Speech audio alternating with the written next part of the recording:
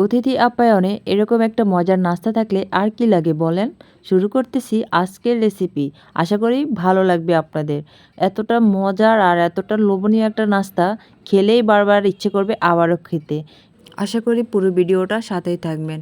প্রথমেই দিয়ে দিচ্ছি এখানে ২ কাপের মতো ময়দা, তারপরে দিয়ে দিচ্ছি এখানে চালের গুঁড়া ২ কাপ, তারপরে এখন দিয়ে দিচ্ছি এখানে স্বাদ মতো লবণ। লবণটা আপনারা আপনাদের পরিমাণ মতো দিয়ে দিবেন।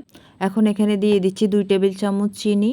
আর আপনাদের কাছে যদি ভিডিও ভালো লাগে সবাই অবশ্যই শেয়ার করে দিবেন। তারপরে দিয়ে দিচ্ছি কুসুম গরম পানি, অবশ্যই কুসুম গরম পানিটাই দিবেন। তারপরে একটা হ্যান্ড উইকের সাহায্যে এটাকে একটু মিশিয়ে নিব।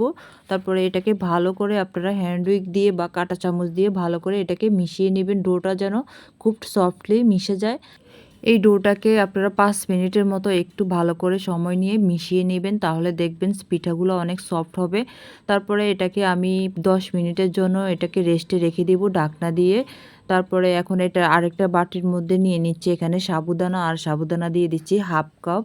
আর এটার মধ্যে পানি দিয়ে এটাকে আমি ১০-১৫ মিনিটের মতো একটু ভিজিয়ে রাখবো। এখন চুলার মধ্যে একটা ফ্রাই প্যান বসিয়ে দিয়েছি, আর ফ্রাই প্যানের মধ্যে দিয়ে দিচ্ছি এখানে নারকেল কোড়ানো। তো এখানে আমি নারকেল কোড়ানো দিয়েছি ২ কাপের মতো। তারপরে এখানে আমি দিয়ে দিচ্ছি খেজুরের গুড় ১ কাপ। অবশ্যই চেষ্টা করবেন খেজুরের গুড়টাই দিতে, আর যদি চান তাহলে চিনি দিবেন। আর এখানে দিয়ে দিচ্ছি সাবুদানাটা যেটা আমি ভিজিয়ে রেখেছিলাম। এখন এখানে দিয়ে দিচ্ছি স্বাদ মতো লবণ। একদম লো হিটে এটাকে আমি ১০-১৫ মিনিটের মতো এটাকে রান্না করব। একটু ধৈর্য সহকারে করতে হবে। আর তারপরে এখানে এখন দিয়ে দিচ্ছি কিশমিশ, আর কিশমিশটা অপশনাল, যদি থাকে তাহলে দিবেন, যদি না থাকে তাহলে স্কিপ করে যাবেন।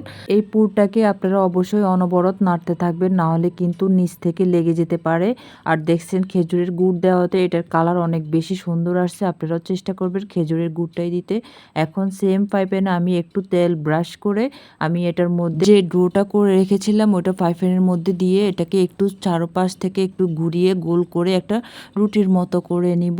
তারপরে এটাকে ঢাকনা দিয়ে ৫ মিনিট রেখে দিব। তারপর ৫ মিনিট পর দেখুন রুটিটা যখন এরকম একটা কালার চলে আসবে, তখন এটার মধ্যে যে নারিকেল আর সাবুদানার পুরটা করে রেখেছিলাম ওটাকে আমি চারদিক থেকে ছড়িয়ে একদম পাটিসাপটা শেপে এটাকে বানিয়ে নিব। সেম প্রসেসে আমি আপনাদেরকে আরেকটা পিঠা দেখাচ্ছি। তো যে যেখান থেকেই দেখতেছেন অবশ্যই আমাকে কমেন্ট করবেন কে কোথা থেকে দেখতেছেন আমাকে।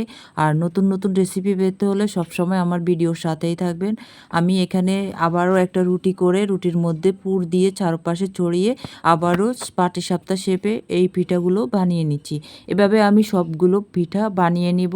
এক এক করে আমার সব পিঠা বানানো হয়ে গেছে। তো এখানে আমার প্রায় ১০ থেকে ১৫টা পিঠা বানানো হয়েছে। আপনারা সবাই অবশ্যই একবার হলেও বাসায় ট্রাই করে দেখবেন। সত্যি অনেক বেশি মজার পিঠা, যে কেউ পছন্দ করবে এই পিঠাটা। তো আজকের মতো ভিডিওটা এই পর্যন্তই।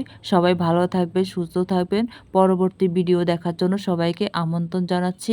আল্লাহ হাফেজ।